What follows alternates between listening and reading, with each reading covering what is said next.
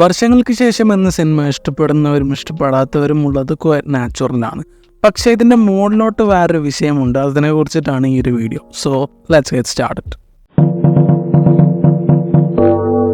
ഹൃദയം എന്ന സിനിമ വന്നതിന് ശേഷം ഞാൻ ട്വിറ്ററിലൊക്കെ ആക്റ്റീവ് ആവാൻ തുടങ്ങിയതിന് ശേഷമാണ് അത് ഇഷ്ടപ്പെടാത്ത കുറേ ആളുകളെ കാണുന്നത്.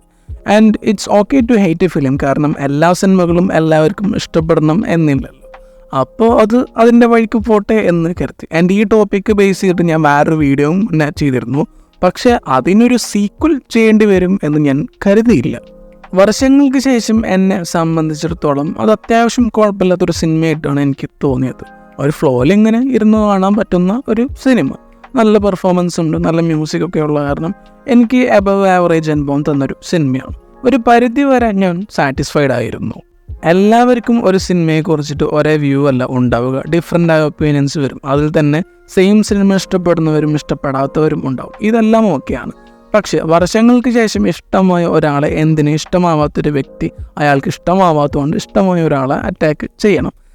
നിങ്ങൾക്കൊരു സിനിമ ഇഷ്ടമില്ലെന്ന് വെച്ചിട്ട് അതൊരു ജനറലൈസ്ഡായ ഒപ്പീനിയൻ ആക്കിയിട്ട് മാറ്റണോ? ഈ പേരും പറഞ്ഞ് മറ്റുള്ളവരുടെ ആസ്വാദന നിലവാരത്തെ അളക്കാൻ പോകരുത്. വർഷങ്ങൾക്ക് ശേഷം കണ്ടിട്ട് ക്രിഞ്ചായിട്ട് തോന്നുന്നുണ്ടെങ്കിൽ അത് പറഞ്ഞോളൂ, അതിലൊന്നും കുഴപ്പമില്ല. അതിൻ്റെ ഇടയിലൂടെ എന്ത് കണ്ടിട്ടാണ് ഇവർ ഈ സിനിമയെ പൊക്കിപ്പിടിച്ച് നടക്കുന്നത് എന്നൊക്കെ പറയുമ്പോൾ സ്വയമായിട്ട് തോന്നിയ കാര്യങ്ങൾ വെച്ചിട്ട് മറ്റുള്ളവരുടെ അഭിപ്രായത്തിൽ അടിച്ചേൽപ്പിക്കാൻ പോകുന്നൊരു പ്രവണതയുണ്ട്. അത് ശരിയല്ല. പിന്നെ ഒരു ട്രോൾ വീഡിയോ കണ്ടിരുന്നു റോഷൻ്റെയും ഫാദിൻ്റെ മീം ടെംപ്ലേറ്റ് വെച്ചിട്ട്. ഒരു സിനിമ പോപ്പുലറായി കഴിഞ്ഞാൽ മോശമാണെന്ന് ആരും പറയില്ല, ഇനി നല്ലതല്ല എന്ന് പറഞ്ഞാൽ കുറച്ചിലായാലോ.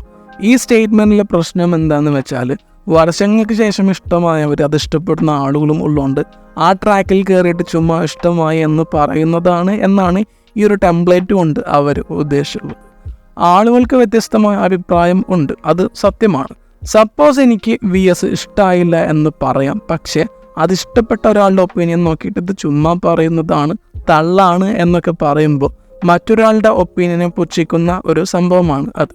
ഒരു പേഴ്സണൽ ഒപ്പീനിയൻ എന്ന നിലയിൽ ഒരു സിനിമയ്ക്ക് ക്രിറ്റിസിസം ഒക്കെ കൊടുക്കാം, ഗുഡ് ഓർ ബാഡ് അതെല്ലാം പറയാം. പക്ഷേ നിങ്ങൾക്ക് ഇങ്ങനെയാണ് അഭിപ്രായം എന്ന് കരുതി അതേ അഭിപ്രായം ഇല്ലാത്തൊരാളുടെ അഭിപ്രായത്തിൽ കയറിയിട്ട് ജഡ്ജ് ചെയ്യാൻ ആർക്കും റൈറ്റ്സ് ഇല്ല, വിച്ച് ഈസ് റോങ്. ഹൃദയം ക്രിഞ്ചാണെന്ന് പറഞ്ഞോട്ടെ, വർഷങ്ങൾക്ക് ശേഷം ക്രിഞ്ചാണെന്ന് പറഞ്ഞോട്ടെ, ഇതൊക്കെ ഓരോരുത്തരുടെ വ്യക്തിപരമായ അഭിപ്രായമല്ലേ എന്ന് പറഞ്ഞ് മൂവ് ഓൺ ചെയ്യാം. പക്ഷേ ഇതേ കാര്യം പറഞ്ഞ് വിനീത് ശ്രീനിവാസൻ ഡയറക്ഷൻ നിർത്തണം, സീരിയൽസ് ഡയറക്റ്റ് ചെയ്യാൻ പോകണം എന്നൊക്കെ പറയുന്നത് എന്തിനാ?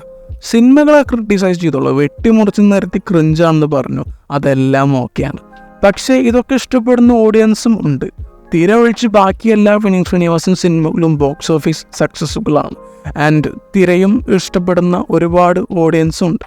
ആൻഡ് വർഷങ്ങൾക്ക് ശേഷമായാലും ഹൃദയമായാലും ഇത് ക്രിഞ്ചെന്ന് പറയുന്നവരുടെ ഇടയിൽ മാത്രം കറങ്ങി നടക്കുന്ന സിനിമകളാണെന്ന് കരുതരുത്. ഇത് നിങ്ങൾക്ക് മാത്രം എടുത്തിട്ടുള്ള സിനിമകളല്ല, ഇത് ഇഷ്ടപ്പെടുന്ന ഓഡിയൻസും ഉണ്ട്. അത്രേ ഉള്ളൂ. വർഷങ്ങൾക്ക് ശേഷം എന്ന സിനിമയെക്കുറിച്ചിട്ടുള്ള നിങ്ങളുടെ അഭിപ്രായം കമൻറ്റ് സെക്ഷനിൽ പറയാം. മറ്റൊരു വീഡിയോയുമായിട്ട് പിന്നെ വരാം. Bye guys.